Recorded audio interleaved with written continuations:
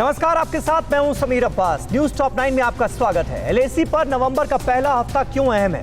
इन सब के बीच चीन लगातार प्रोपेगेंडा वीडियो के सहारे भारत को युद्ध के लिए ललकार रहा है, लेकिन अब भारत के पास आ गया है ऐसा ब्रह्मास्त्र जो रात के अंधेरे में भी दुश्मन के होश ठिकाने लगा सकता है। एलएसी से जुड़ी हर अपडेट देख लेते हैं टॉप 9 जलकार @LAC। एलएसी पर चीन के साथ तनाव के बीच सेना के टकराव का खतरा बना हुआ है। ड्रैगन के भूपू ग्लोबल टाइम्स के मुताबिक नवंबर का पहला हफ्ता काफी अहम है। चीन की सेना अब भी वॉर मोड में है, जिसे देखते हुए एलएसी पर भारतीय सेना का 3 लेयर गश्त जारी है। कोर कमांडर्स की बातचीत में बॉर्डर पर नए सैनिक नहीं तैनात करने के वादे के बाद भी चीन ने एलएसी पर पूरी ताकत झोंक दी है। चीन ने एलएसी पर 1.25 लाख सैनिकों के साथ ही भारत के किसी भी कोने को टारगेट करने वाली एटमी मिसाइलें, रॉकेट और 150 फाइटर प्लेन तैनात किए हैं।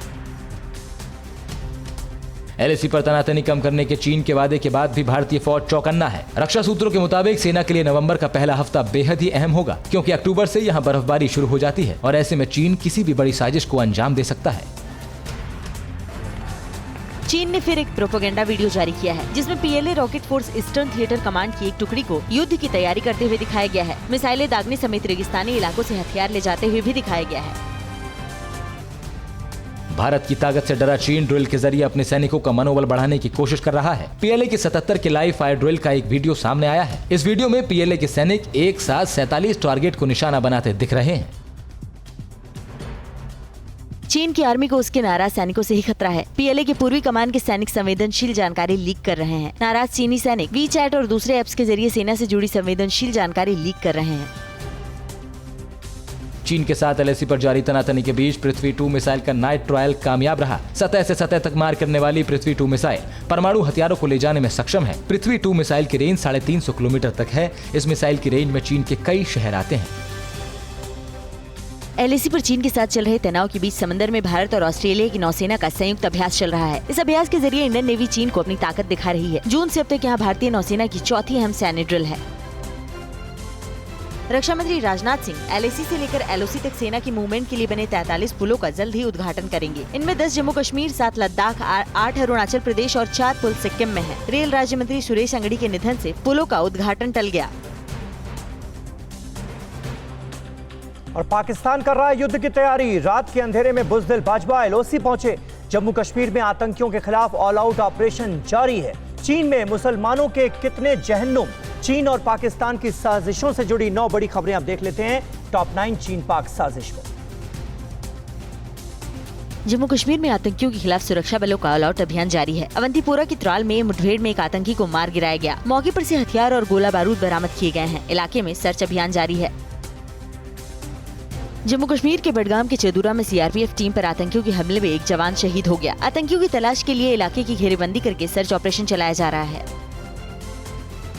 पाकिस्तान समर्थित आतंकी गुट टीआरएफ ने बडगाम में बीसीडी सदस्य भूपेंद्र सिंह की हत्या की जिम्मेदारी ली है। बीडीसी सदस्य भूपेंद्र सिंह को उनके गांव दलवाश में आतंकवादियों द्वारा गोली मार दी गई थी। पाकिस्तान आतंकियों के जरिए जनप्रतिनिधियों को निशाना बनाकर जम्मू कश्मीर में दहशत फैलाना चाहता है।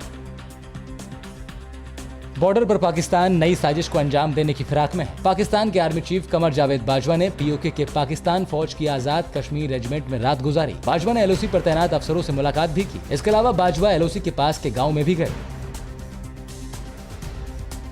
पाकिस्तान सेना बॉर्डर पर भारत से मुकाबले की तैयारी कर रही है। पाकिस्तान सेना का कहना है कि भारत को ध्यान में रखकर वो जंग की तैयारी कर रहा है। हाल ही में पाकिस्तान के आर्मी चीफ जनरल बाजवा ने VT4 टैंक का निरीक्षण भी किया था। पाकिस्तान ने हाल में ही खालिद 1 टैंक को सेना में शामिल किया है।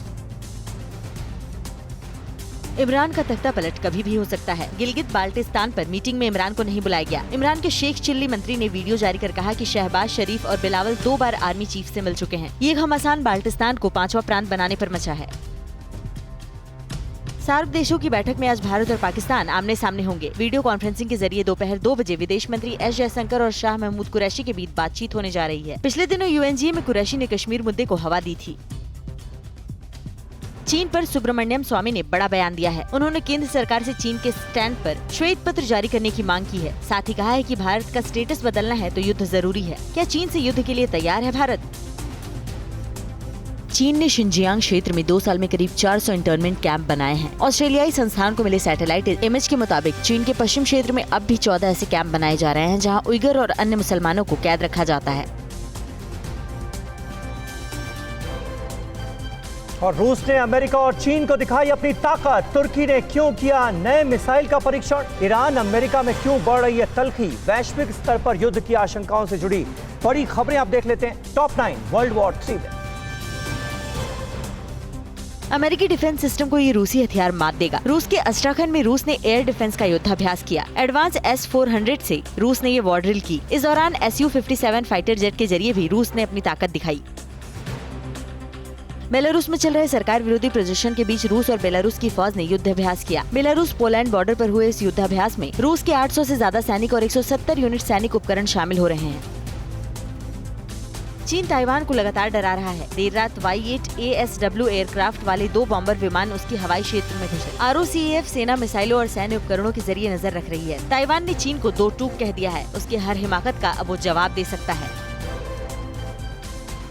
शांति की बात कर रहा चीन लगातार अपनी ताकत दिखाकर अपने दुश्मनों को डराने की कोशिश में है। चीन की नेवी ने साउथ चाइना सी में ड्रिल किया।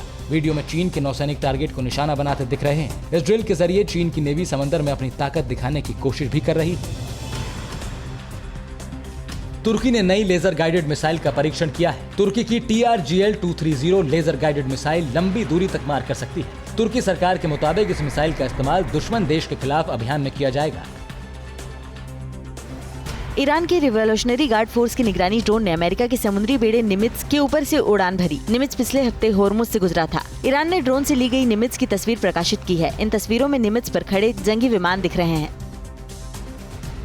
नेपाल की जमीन कब्जाने के मुद्दे पर काठमांडू पोस्ट ने चीन के झूठ का पर्दाफाश किया है। काठमांडू पोस्ट के मुताबिक चीन ने बॉर्डर पर जो बिल्डिंग बनाई है वो नेपाल की जमीन पर है। पिलर गायब होने का फायदा उठाकर चीन ने नेपाल की जमीन पर कब्जा किया। चीन के 2 दुश्मन आपस में दोस्ती बढ़ा रहे हैं। जापान के पूर्व प्रधानमंत्री योशिरो मोरी ताइवान पहुंचे। जापान के पूर्व PM ने ताइवान की राष्ट्रपति साई इंग-वेन से मुलाकात की और दोनों देशों के बीच रिश्तों को मजबूत करने पर जोर दिया।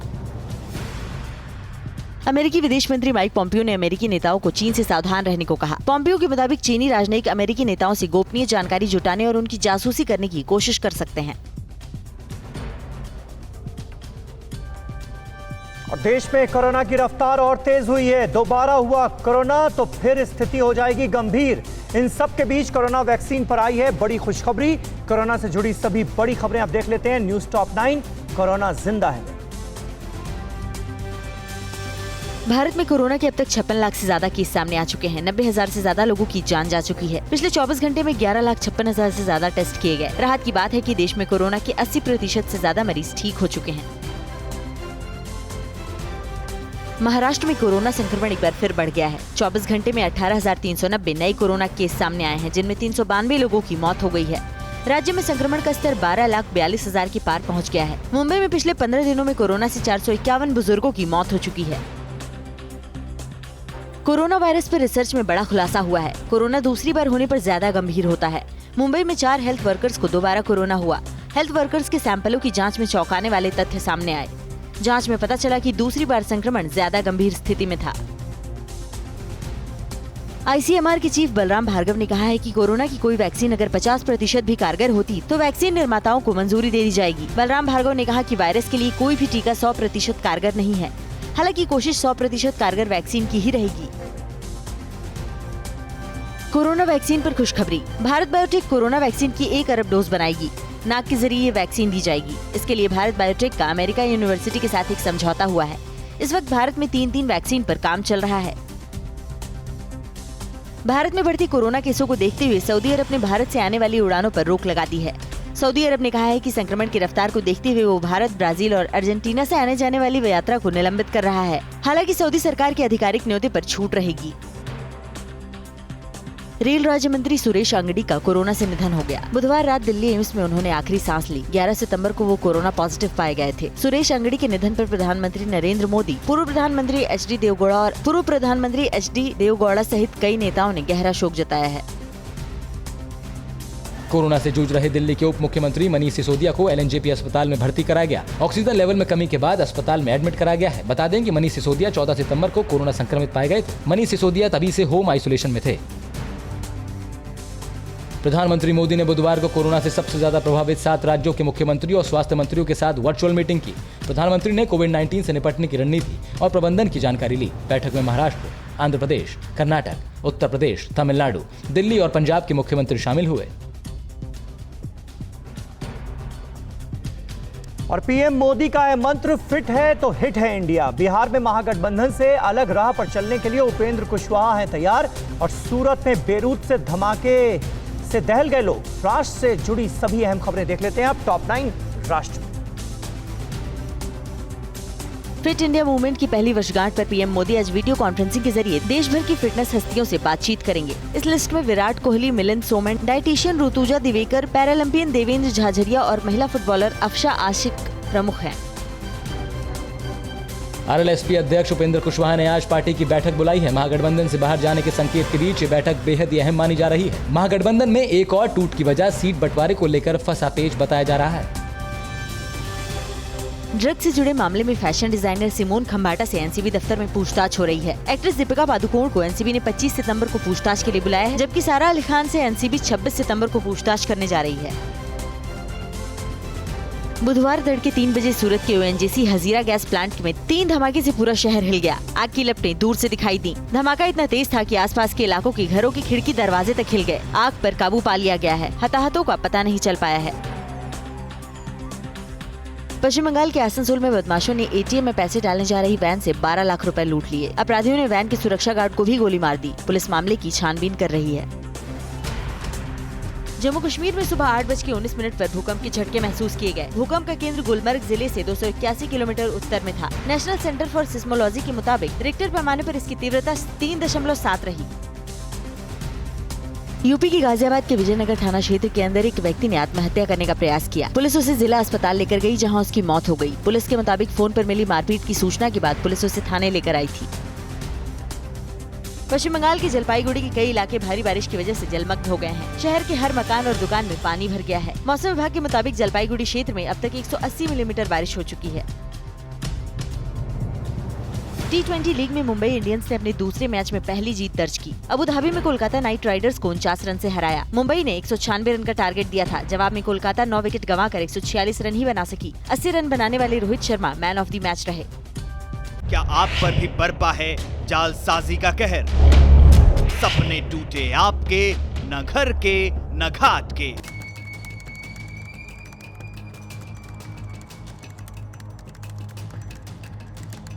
देखिए लूट घर हर रात 9:30 बजे। फिक्र आपकी,